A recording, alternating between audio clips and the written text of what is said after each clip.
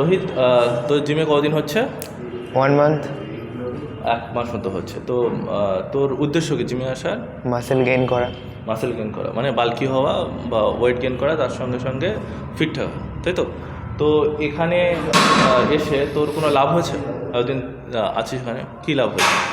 Wait বাড়িয়েছি কতটা wait বেড়েছে? 4 KG. 1 মাসে 4 কেজি বেড়েছে? বাহ, মানে বুঝতে পারছো, মানে আস্তে আস্তে 6 মাস করলে তোর মাসেল গেইন হবে এবং ওয়েটও বাড়বে আস্তে আস্তে ধীরে ধীরে। আগে তোর ওয়েট কত ছিল? 50। 50, আর এখন তো মানে 54। 54। তো এর জন্য কী দায়ী? মানে তুই কী এমন করেছিস যে তোর মাসেল গেইন হচ্ছে কিংবা বডিতে ওয়েট বাড়ছে? পারফেক্ট গাইডেন্স পারফেক্ট গাইডেন্স কীভাবে পেয়েছিস? আপনার কাছ থেকে। মানে কী কী দেওয়া হয়েছে, কী গাইডেন্স দেওয়া হয়েছে? যদি যারা ভিডিও দেখছে, তারা যদি মনে করে বাড়িতে এক্সারসাইজ করবে কিংবা যে কোনো জায়গায় এক্সারসাইজ করবে, সেই গাইডেন্সগুলো কী কী? Diet chart, daily routine, discipline, এইগুলো। ভালো করে ঘুমাতে হবে। হ্যাঁ, ভালো করে ঘুমাতে হবে। মধ্যে প্রপার টাইমে খেতে হবে, প্রপার টাইমে ঘুমাতে হবে, ডিসিপ্লিনের মধ্যে।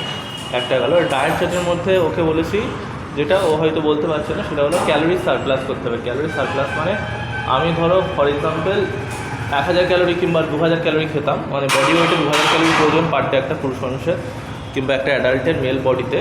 তো ওকে বলেছিলাম 3000 ক্যালোরি খেতে, বেশি করে খেতে।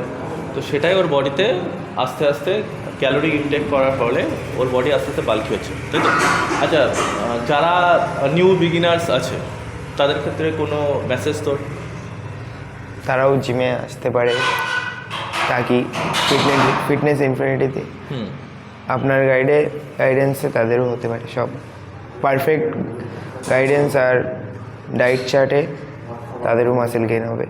তাহলে তোমরা বুঝতে পেরেছ, আশা করি রোহিতের কথা বুঝতে পেরেছ। তো thank you Rohit for share your experience. Welcome. Thank you all.